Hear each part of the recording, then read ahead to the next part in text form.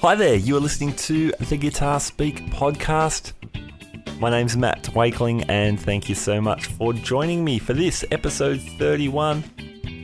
And as we present this, it's the last one for 2016. It's New Year's Eve in Sydney as I'm recording this, and we're wrapping up the year. When we started in April 2016, I didn't know two things I wasn't sure about. Number one, would I get any guests on the show? Just starting from scratch, being an unknown quantity. Number two, would anyone listen if I did, if I got someone to talk to? And I'm very happy that both of those things have worked out. So in terms of guests, I knew a few people who were doing some really great stuff, and it was wonderful to have them come on board, but also reached out to a lot of people I did not know, just people whose work I admired, and ended up with some fantastic guests, people taking the leap of faith to be on a brand new podcast. So that's cool, and I really appreciate all our guests. We've got some wonderful guests coming up as well, moving into 2017. Okay, the second thing, if I've got some guests, I didn't know if anyone would listen, but I am happy to report that people are listening, including you, so thank you so much. I really appreciate you tuning in. It's been wonderful. Our numbers have been slowly but steadily growing throughout those 8 months, and we're having a wider reach, which is really cool. So thank you so much for listening, and thank you for those of you who've been sharing our episodes through our social media or however you do that. We really appreciate that. It makes a big difference to us here, so keep doing it. You can find us on Facebook and Instagram. We're also available for subscription on iTunes and Stitcher, and you can go to our sort of blog page where the episodes are as well. That is guitarspeakpodcast.libsyn.com. Alright, on to today's interview. I speak to Paul Rhoney from Rhoney Guitars on the west coast of America. Now, Paul builds these incredible guitars. The first one I ever noticed was an Oceana model being played by one of our guests, Sarah Lipstate, who performs as Novella. An incredible guitar. And eventually I checked out more of Paul's stuff, which is absolutely brilliant. Paul also co-hosts a great podcast called The Luthierist 2.0 with another one of our friends, Sully from Sully Guitars. And it's a great podcast for builders, but even people like me who have no idea but love learning new stuff about guitars. Paul has great insight and knowledge on guitars, and a really cool story as well. So here it is, Paul Rhoney from Rhoney Guitars. All right, Paul Rhoney from Rhoney Guitars. Welcome to the Guitar Speak podcast. Thanks for having me. Great to have you. I've been a fan of your guitars for a while now, and of your podcast, The Luthierist, that you do with Sully, which is really cool as well. That old thing. Yeah. Nice. Hey, I'm wondering. Yeah, we have fun. Oh, definitely. It's a heaps fun podcast. We should talk to that. But first, I want to talk about your own designing and building and stuff. Most builders I talked to were playing guitar first. Was that the case for you? Did you start out as a player before you were a builder? Yeah, I actually started out as a drummer. Originally, that was kind of like the instrument that I decided that I was going to learn and pursue. And then I got kind of sick of lugging around the drums. Like, they're big and heavy and nobody helped me load. Yeah. So I got kind of sick of lugging around drums, and I would pick up guitars, and I always had fun plucking around on them, but I didn't really know what I was doing. And so I decided to go ahead and take lessons. It was kind of my community college growing up had a guitar program, beginning and sort of advanced guitar classes. And the teacher was a friend of my dad's. They played in bands together. My dad was a drummer. And cool. So I already knew the guy. And then I also I got high school and college credit simultaneously for taking these guitar classes. Oh, nice. So I was able to graduate high school a semester early. Fantastic. Sorry about the phone over there. But anyway, yeah, so I started taking lessons, and just really started getting super into guitars. I mean, I was always fascinated with the history of them, and I've always been a tinkerer. I take things apart, and I just did that with guitars, and kind of, I guess, just got totally obsessed. I played in bands and stuff, and as a drummer and a guitar player, I played in bands, and I had a lot of fun doing it. But I just, like, all my guitar player buddies around me were always getting, like, way better at playing guitar. Sure. And I was always just like, oh, I still kind of suck over here. Like, I'm just not. And I still, like, I'm pretty terrible. I'm just really, like, I've never been a good guitar player. But yeah, at some point in time, I started taking them apart, putting them back together again, doing setups for my friends on their guitars and things like that. And so, you know, I was kind of pretty intimately familiar with how guitar worked. And then that kind of, you know, how the building thing started. Yeah, cool. That's great. Were there particular designs and things you loved to play, like when you were playing, that maybe influenced your designing when you eventually did that?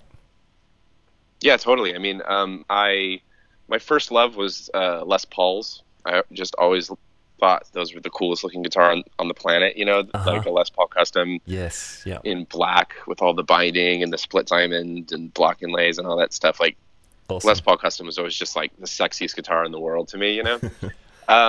And so that definitely influenced a lot of, like, what I build. You know, most of my guitars are, like, set neck designs with that 24 and 3/4 scale length. And, Okay, yeah. you know, the sort of Gibson style neck and nut width, and, you know, bindings and everything. I love binding. Yeah. But then other influences started to come along too. I fell in love with Fender Jazzmasters. Yep.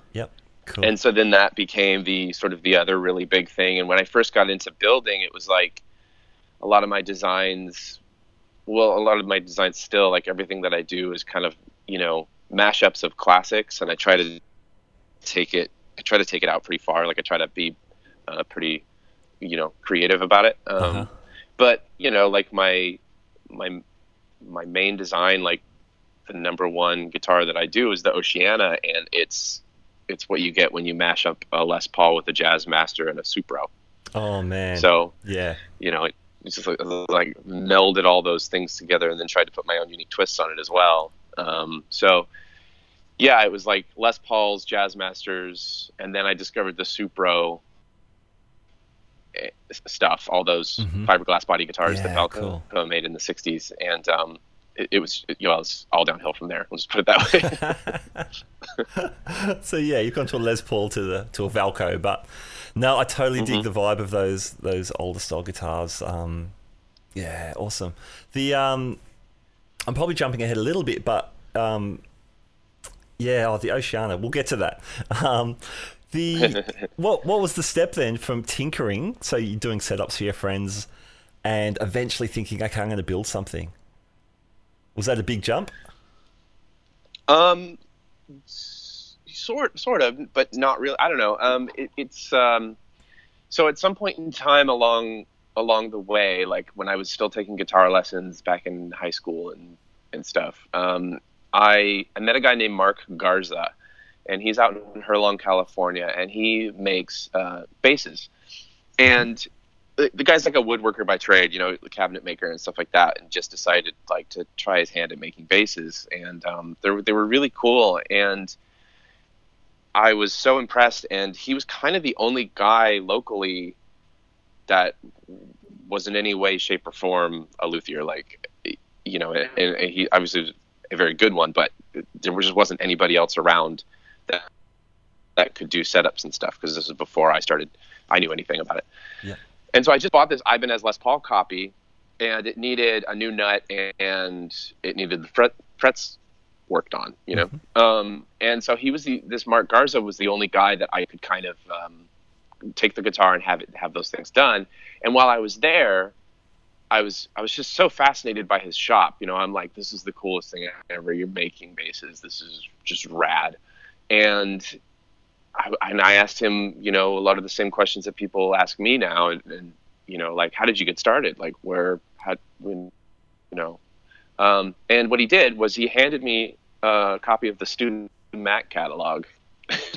He said, "Here you go." Which is now infamous because of you.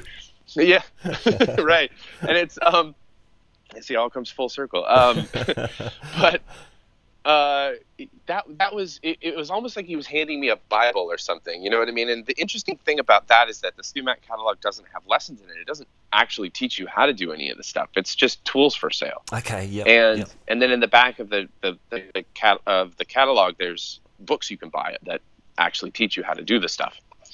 And so I read that catalog. Like I just read it cover to cover, you know, like just the descriptions of the tools, and just knowing the descriptions of the tools, just knowing like, oh, okay, so there are fret leveling files and fret crowning files. And then it's like, okay, well, what's the difference in what order do you do those things in, and why would you need both tools? And, you know, like all these questions in my head, and just reading the catalog, I was able to kind of start to dissect some of that stuff and say, okay, well, first you level the frets and then you crown them, you know, stuff like that. You know, and that's going to take you two different files or whatever. And then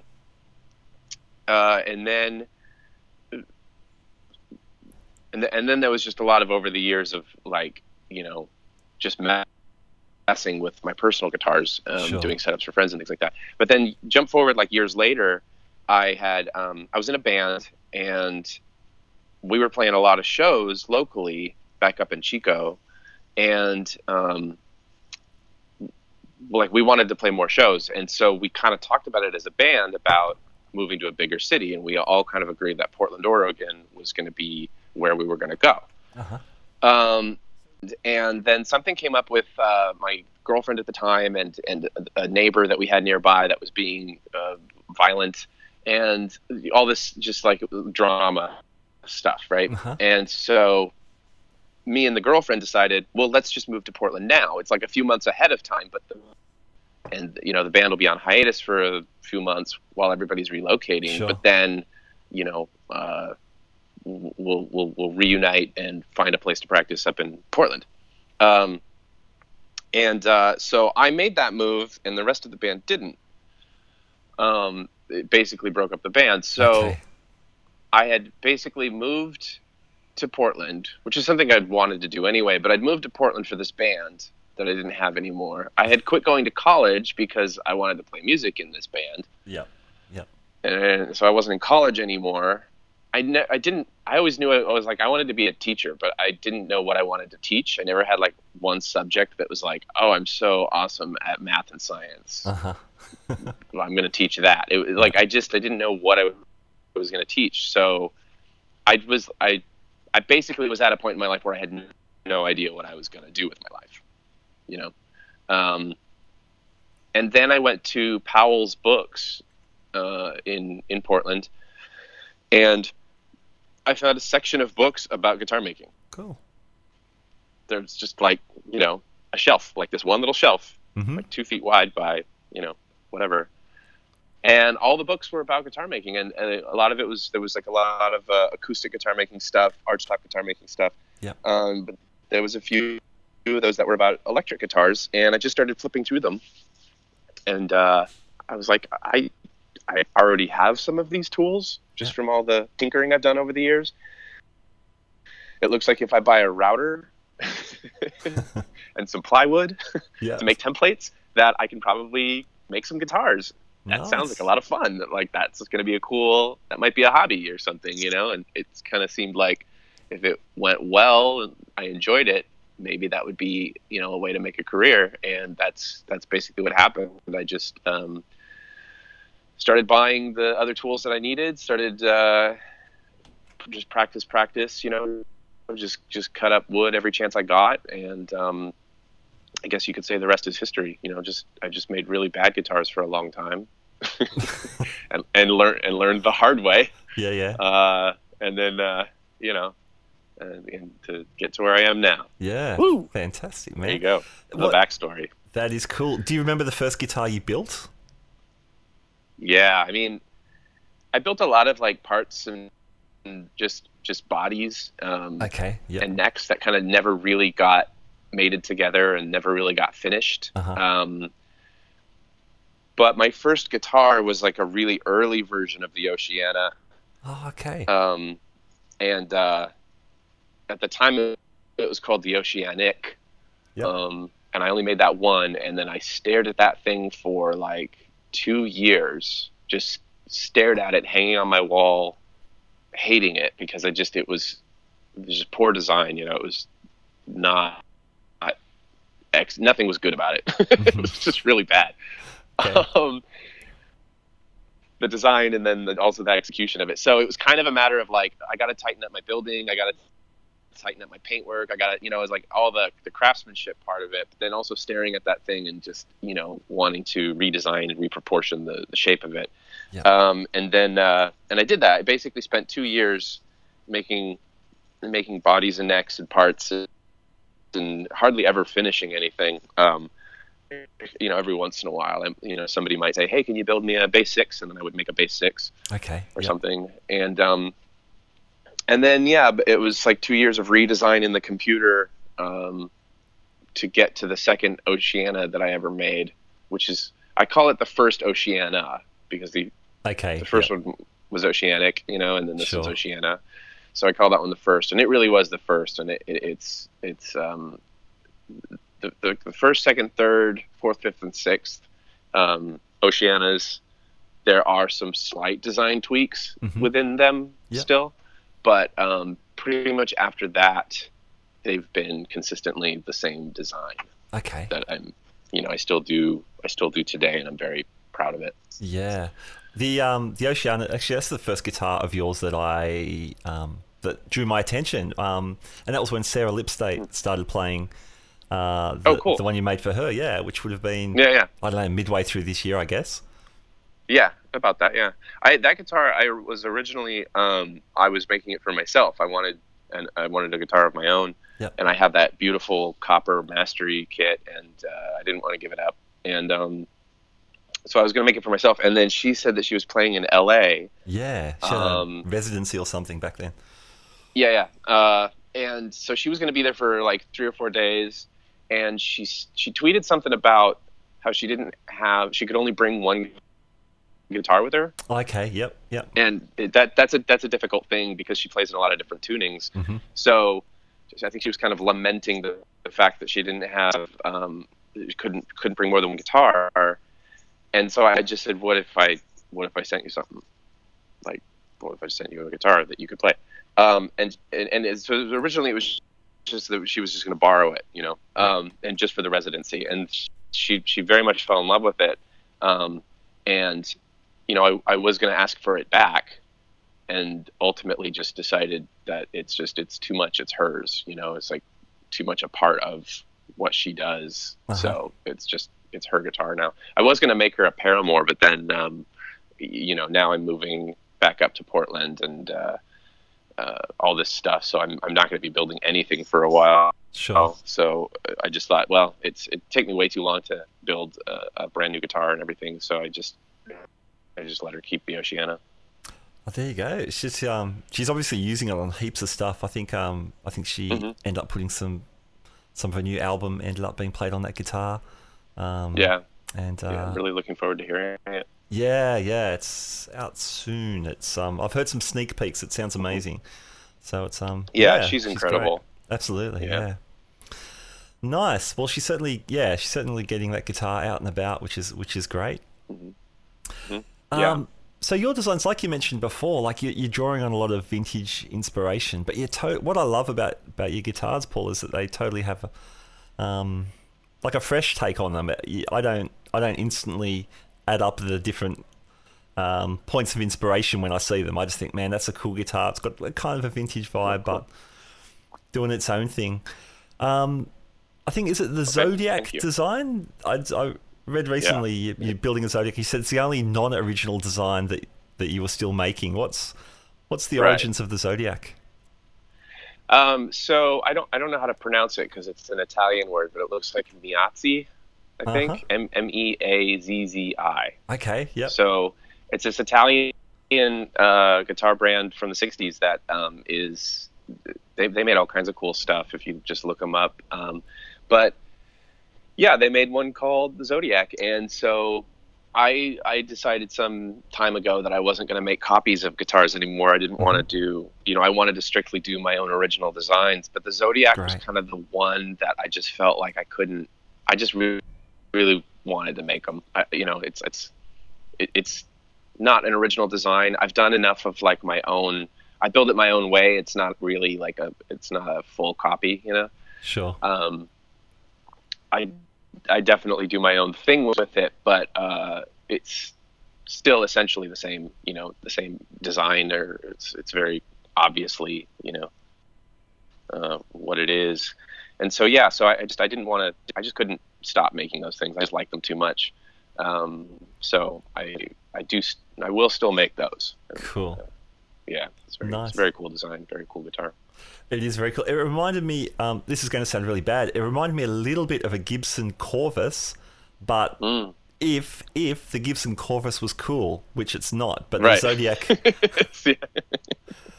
Man, it's like That's a can opener, that thing. Oh, they're real bad. Real bad. So it sounds like I'm doing the Zodiac a misservice, but the Zodiac is infinitely cool, so... It's like they got that right. What sort of improvements do those kind of old school guitars need in terms of design that you put into your take on them? It depends on the guitar. There's definitely a lot of guitars that came out many years ago that are just perfect the way they are. But Italy in the '60s is not exactly known for making the best guitars. They did make some. They're like, don't get me wrong, but there was some clunkers, sure. Honestly. I've never actually played an original Miazzi Zodiac or anything else made by them, but you can look at some pictures and you can kind of see like some pretty poor looking hardware, and it's obvious that the necks are substantially massive chunks of wood and things like that. So, what improvements do they need? I guess, we just modern manufacturing, capabilities, and tailoring it more to like real, players that would might actually want to play it. Yeah, sure. And not need a tetanus shot and things like that. So yeah. Nice. One of the Roadhouse, not Roadhouse, one of the Zodiacs I've seen that you've built has Roadhouse pickups with those 12 slug pickups. They look really cool. Oh yeah. What? Yeah, that was an original design idea that I came up with. I was kind of looking at like old D'Armond pickups that have they have the screws in the middle of the coil that can adjust. Like magnet, the height, up and down. Yep. Yeah, which are pretty cool looking, and so I kind of wanted to make some pickups like that, but it was kind of almost like a visual thing at first, and then it was like, okay, well, if we're going to do this visual thing, like we're not actually going to be able to put the screws in it and do adjust the magnet height like that. So what if we just add another row of magnets, and how's that going to change the sound? And what are we going to wrap a coil around the whole thing? Or are we going to do it humbucker style, or what? Like it was kind of, so Ken at Roadhouse Pickups and I,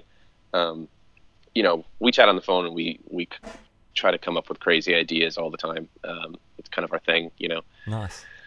We like things that are weird and different and out of the ordinary, so we try to come up with cool ideas. And that was just one of those things, one of those ideas that we saw through, so they're basically just Jazzmaster pickups with an extra row of magnets in them. Okay. Yep.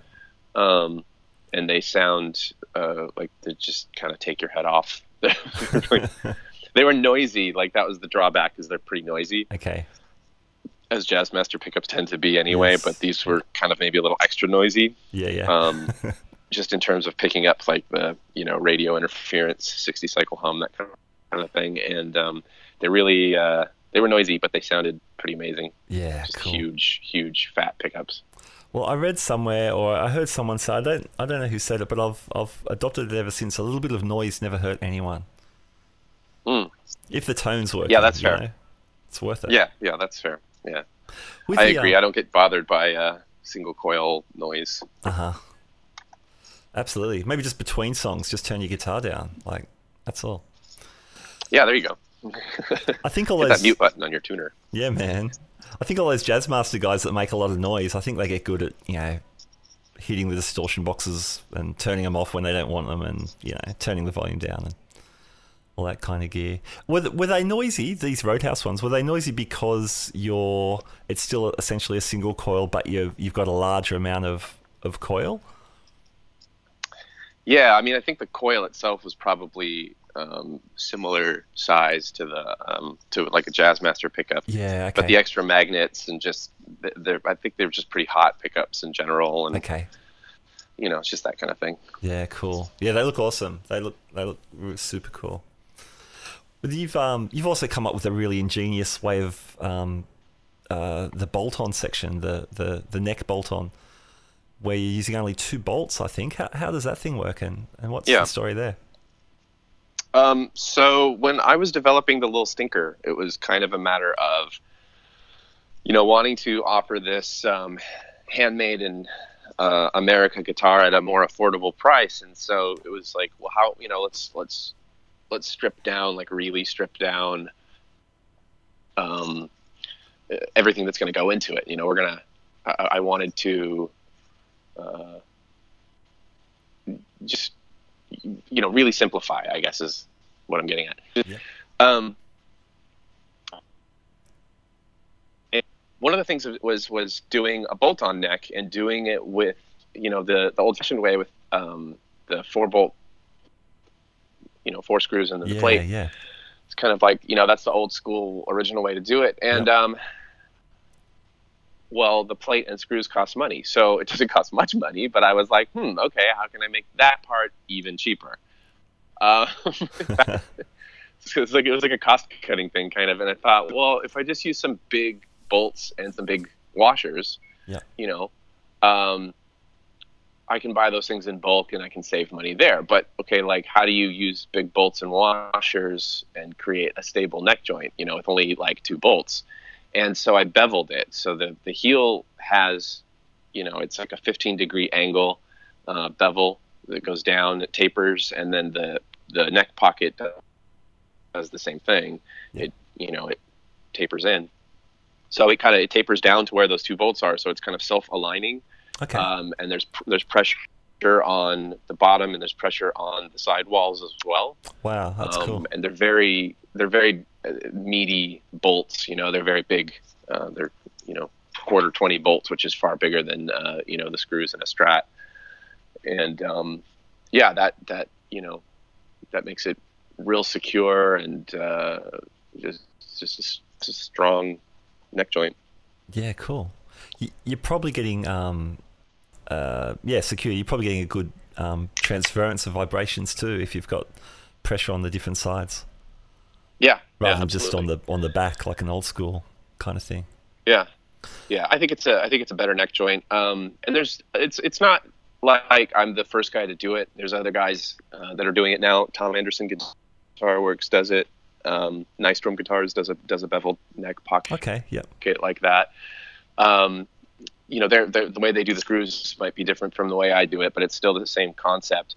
But, it also throws all the way back to my Supro influence, because if you look at those old, fiberglass body Supro guitars, they have 3 bolts, and 2 of them are for holding the neck in place. One of them is for setting the neck angle. Ah, okay. But it's a beveled neck pocket. If Cool. you look really closely, you can see there's a bevel in the thing. It's almost the exact same joint that I'm doing. It has the 3rd bolt for setting the neck angle, which mine does not have. I just build an angle into it. Yeah, sure. Cool.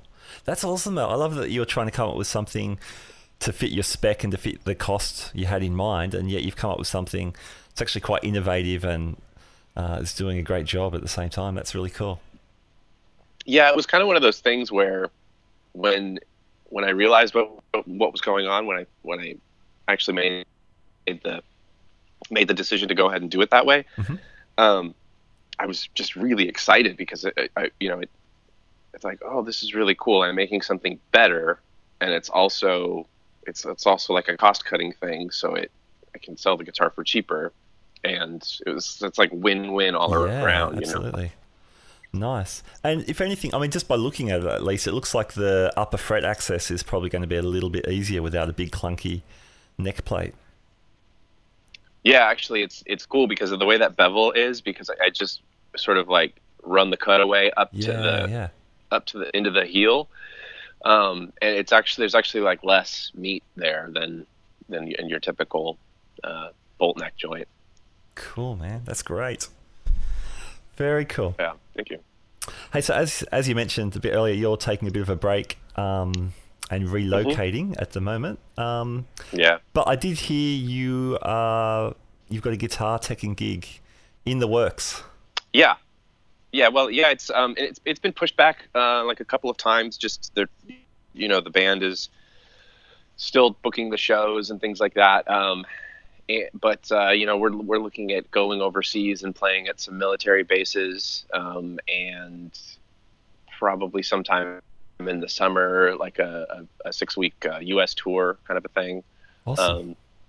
It's a first for me. I've never done a guitar tech job before, but it seemed like a cool way to get out and see the world. Do some traveling, and it's like and it's like a paid job, so really appeals to me.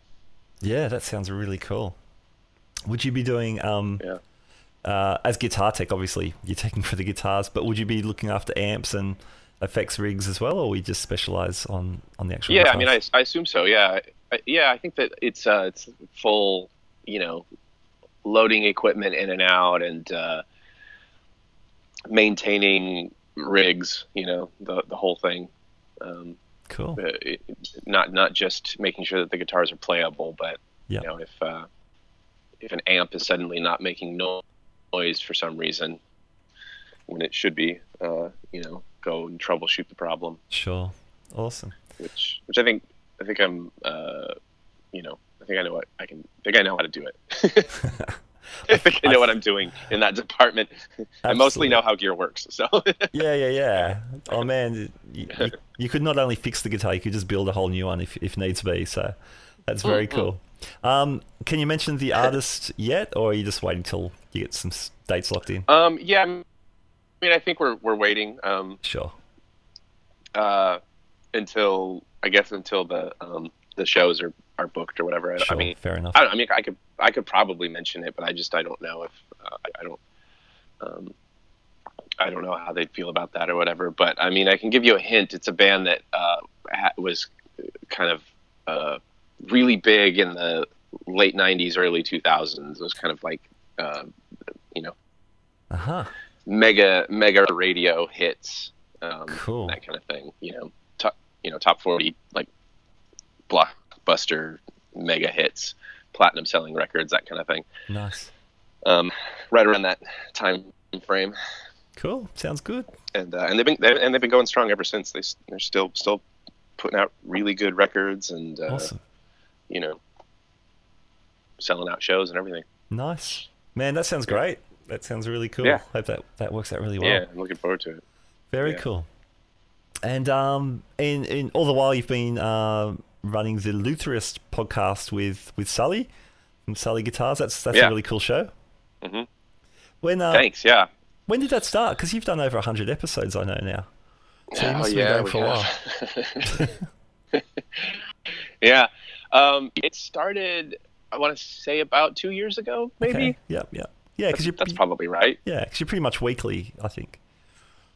Yeah, it's weekly at this point. It wasn't originally. Like, it kind of started No, it started... I don't remember. It started with... it was, the girl I was with at the time. We hosted it together. Mm-hmm. And it was mostly, I guess, answering listener questions, and then or just kind of trying to cover topics like... let's just do an episode on the finishing process and go through the steps of how we paint a guitar or whatever.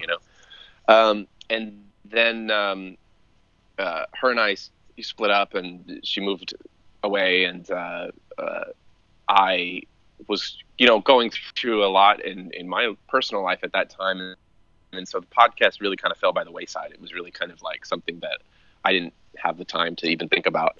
Sure. Plus, I didn't have a co-host anymore, and I just didn't really know what I was doing with it. Didn't even know if I wanted to keep it up or whatever. Yeah. And then Sully came along, and he just said, "Hey, man, I just love this podcast. Like, I don't want it to go anywhere. Like, it's one of my favorite things. Like, please, like, what if I'm your co-host? Like, what if we do this together? Like, can we try to record, do it through Skype, like so many podcasts are done?" And I was like, okay, I mean, I guess we can try. And so we tried, and it just worked really well. It was like, Sully's really funny, and he's very smart, and it's just been going ever since then. And we struggled a little bit, like, at first, to keep it consistent, but now we've got it pretty well dialed in, because one or the other of us will do an interview with another guitar maker, and if we don't have any interviews that week, we just do it together. And we've put a show out every week for at least the last year, I want to say. Wow, that's great. The show's gone out every week. Fantastic. Yeah, it's funny. Over 100. Brilliant. Man, I don't even build anything, but I really enjoy it. Probably firstly because you and Sully, you guys are great together. And I really like how you come from totally different guitar planets. Sully is, fairly firmly planted or established, I should say, in the 80s. His guitars are a bit pointier than yours, and not quite as offset. But it's cool because then there's different. There's the different perspectives and things. But I love it also because I end up learning a lot about electric guitars just by hearing from these builders. So even for the non-builder guys, there's definitely something in it. Mm-hmm. Good. Yeah. I mean, we try for an entertaining show, regardless of what the subject is or who's on the show or whatever. It's fun to geek out for the geeks that are into that sort of thing, but I think it's also really cool to just have some comedy and have some people talk about their life, and just as much as I'm interested in, hearing about, Pete Malinowski's building techniques, I also just want to hear his story about, his art and how he got to where he is, and that kind of thing. So it's just about life, it's about people, it's about experiences, and all that kind of stuff. It fascinates me, and so that's really kind of what it's all about. So we try to do a good mixture of humor and actual real hard information, and techniques and things like that, and then mostly just a lot of drinking. Well, that's why I mentioned the Stu Mac catalog. I haven't actually heard those episodes. Have you not? No. Well, it's one episode. It's one episode, and it's like 2 hours long. That was a fun one. It was. Where did we get the idea? I think somebody just suggested it, or I don't remember. But it was me and Sully and Doug Cower. Okay. And a whole lot of bourbon, just a lot. And so we dissected the Stu Mac catalog. We basically just went page by page talking about all the stuff in it, and it ended up being about 2 hours long with a whole lot of yelling. Sully shouted about stainless steel frets enough times that he still has yet to live it down. Okay. I think I was kind of the most put together one, honestly, but it definitely went off the rails quite a bit. Yeah. Just put it that way. That's the magic of the podcast. You can do that kind of thing. Yeah. It's good. It's a lot of fun. I mean, I'm enjoying it more and more these days as I have help. Like I can't emphasize enough how helpful it is to me that Sully takes on so much responsibility to make sure the podcast goes up every week. Yeah, cool. So it gives me the the freedom of mind to just be excited about it and keep up the keep it going. Yeah, great. Rolling along. Yeah, excellent. And in Portland, I get the idea there's a really there's a pretty vibrant instrument building and gear building scene up there. So yeah, there really is. I'm on a mailing list of guitar maker types, and associated friends up in Portland, and it's because they do like a potluck every year, and actually a couple times a year. There's one really great. A guy named Mark Roberts who makes ukuleles. He calls them ukuleles. But we know them as ukuleles. Yeah, anyway, but he makes he's a phenomenally good maker, luthier, and he's really taken it on himself to organize these events, and I've been to a couple, from like I was at the first one, and I've been to a couple more when I lived in Portland, and then since moving down here, I haven't been to one, but I'm looking forward to getting together with those guys again. But there's like the point of all of that is the community, and that mailing list is like 50 people. I mean, it's just insane. Wow. And there's of course guys that I talk about all the time, like Saul Cole and Roger Giffen, who were up there. But then and then there's also like Peter Sorba and what's that guy's name? Kerr? Oh, I'm totally blanking on his name, but he's amazing. Anyway, I think even there's Todd Milet is up there. There's so many more. I'm drawing a blank right now, but anyway, sure. Matt Proctor, Brian Watson, those guys are all up there. Anyway, there's just all these really great guys up there, and everybody's friends. It's cool. Yeah, awesome. Yeah, I guess I mentioned that. There's probably a bunch of guys up there that might end up on future episodes as well, which is really cool. Oh, absolutely. Yeah. That's great. Yeah, I'm definitely hoping to do that. I want to go and just go ahead and do all those interviews in person, which would be really cool. That'd be nice. There's not much. There's just not, like around this area, there's just not that many people to talk to. But There's a lot up there. Awesome.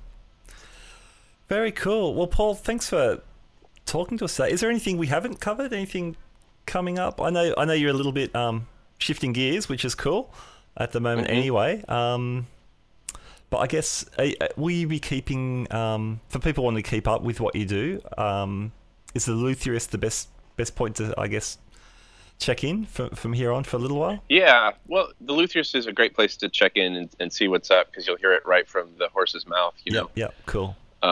Sully and I kind of recap what's going on with us occasionally.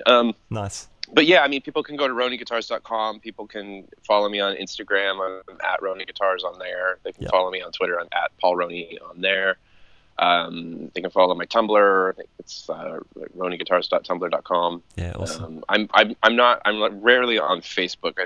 I'm in the Luthierist podcast Facebook group. Yeah. And I hang out there sometimes and talk to people, but I don't really post, anything on Facebook, from my business page or personally. Sure. So you can friend request me or like my page on there, but there's not much there. Sure. Oh, that's cool. I'm not a fan. I'm a well-known not a fan of Facebook. Sure. Well, there's so many other formats these days to get the news out there, so that's fine. That's all good. Yeah, cool. Yeah. Yeah, for sure. Yeah. I'm with this relocating thing, going back up to Portland, my business, Rhoney Guitars is essentially just on hold for a while.